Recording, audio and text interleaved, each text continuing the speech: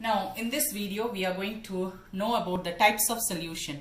The types of solution can be categorized under three categories. First one is based on the physical state of solute and the solvent.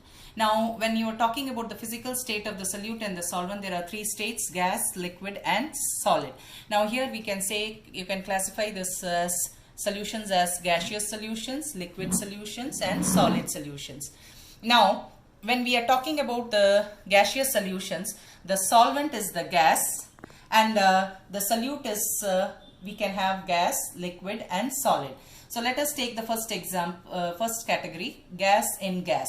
So example is air, where you have carbon dioxide, oxygen, nitrogen as a mixture, and there is another example, mixture of helium oxygen gas, which is used by the deep sea divers. You would have heard about them.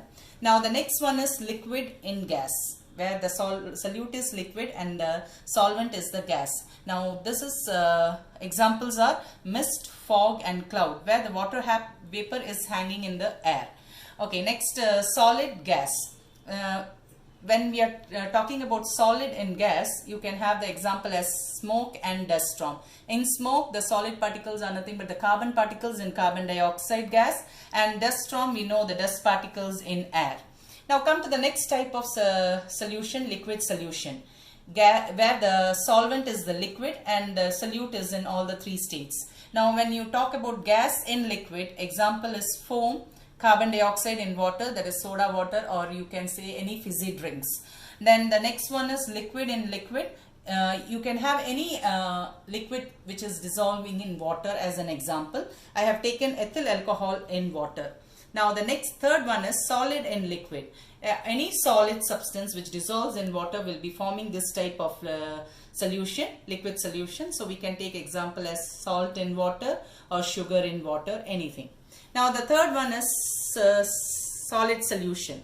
Now here the solvent is the solid and the solute are three different states: gas, liquid and solids. Now when we take the first one, gas and solid, the example is sponge, cake and bread. The next one is liquid in solid, jelly, cheese and mercury in sodium. Now mercury in sodium is also called as amalgam. Now the third one is the solid in solid, where you have gemstones, alloys. Alloys, you know that it is a homogeneous mixture of two or more metals. So here I have taken example as copper in gold. So we see that here the primary factor which determines the characteristics of the solution is physical state of the solute and solvent. The next classification which we are going to talk about is the based on type of solvent. The type of solvent, what type of solvent we are going to use. Now here we have the solution can be classified as aqueous solution, non-aqueous solution. Now when we are talking about aqueous, you would have heard about aquatic animals. Which animals are called as aquatic animals? The animals which live in water. So aqua means water.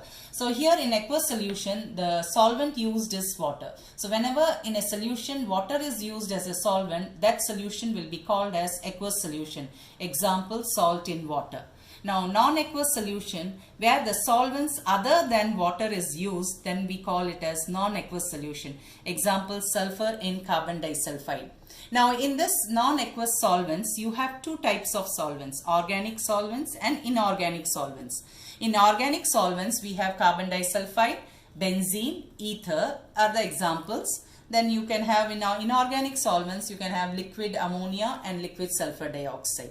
Now when we are talking about this type of solutions, we have to concentrate that when we form an aqueous solution, ionic compounds are readily soluble in water than the covalent compounds. Why? Because water is a polar solvent and ionic compounds will dissolve in polar solvents readily.